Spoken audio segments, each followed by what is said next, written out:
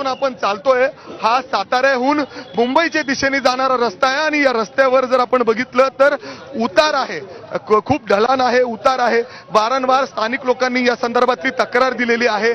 अनेक अपघात या ठिकाणी घडलेले आहेत आणि ऍक्सिडेंट प्रोन एरिया सुद्धा आपण इथं म्हणू शकतो.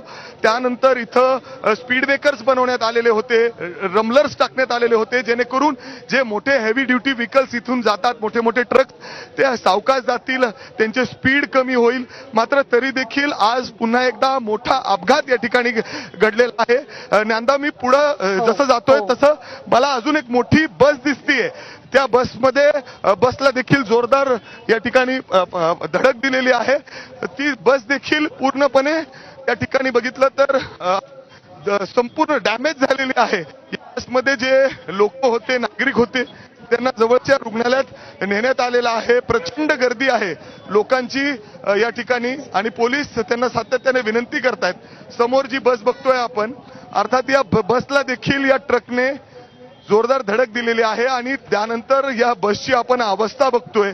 या बसमध्ये लोक होती, प्रवासी होते, त्यांना देखील तात्काळ जवळच्या रुग्णालयामध्ये नेण्यात आलेलं आहे. मात्र आता जर आपण ही परिस्थिती बघितली तर अशी ही अवस्था या ठिकाणी आपल्याला पाहायला मिळते.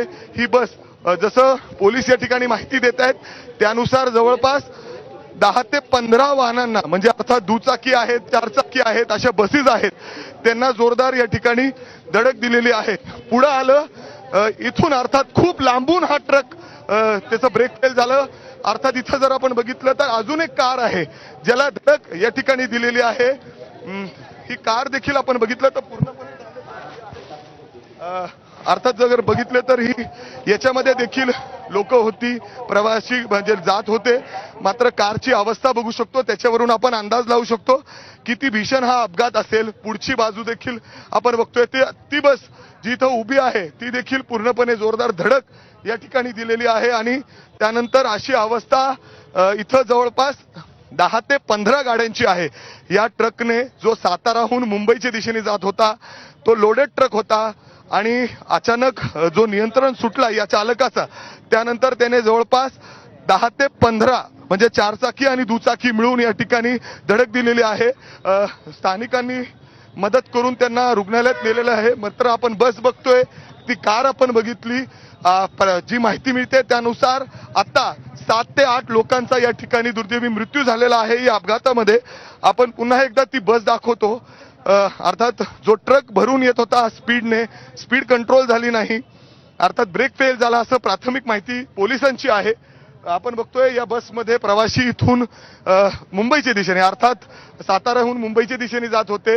पूर्ण बस, जे प्रवासी या गाडीमध्ये बसले असतील ते खरंच त्यांना किती दुखापत झाली असेल, किती मोठ्या प्रमाणात गंभीररित्या ते जखमी झाले होते असतील, याच्यावरून आपण अंदाज बांधू शकतो. आणि जवळपास 1 किलोमीटरच्या अंतरामध्ये जे गाड्या समोर आले या ट्रकच्या, ते सगळ्या गाड्यांना या ट्रकने उडवलेलं आहे, जोरदार धडक दिलेली आहे.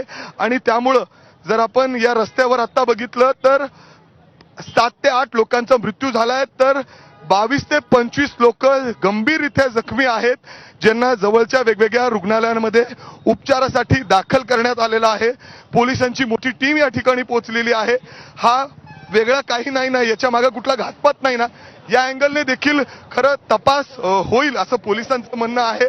परंतु आता सर्वात पहिले जे लोक जखमी आहेत त्यांना तात्काळ हॉस्पिटलमध्ये पोहोचवणं आणि दुसऱ्या बाजूला जे मृत आहेत त्यांना देखील तातडीने इथून घेऊन जाणं हे त्यांची प्रायोरिटी आहे आणि त्यासाठी पोलीस प्रयत्न करतात, अग्निशमनाचे जवान देखील या ठिकाणी प्रयत्न करतायत.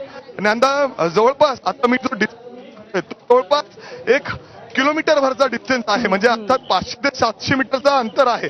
या अंतरामध्ये जे गाड्या या ट्रक समोर आल्यात ते 10 ते 15 टू व्हीलर असतील, 4 व्हीलर असतील, बस असतील, त्या सगळ्या गाड्यांना या ठिकाणी जोरदार धडक या ट्रकने दिली आणि त्यानंतर समोरची कार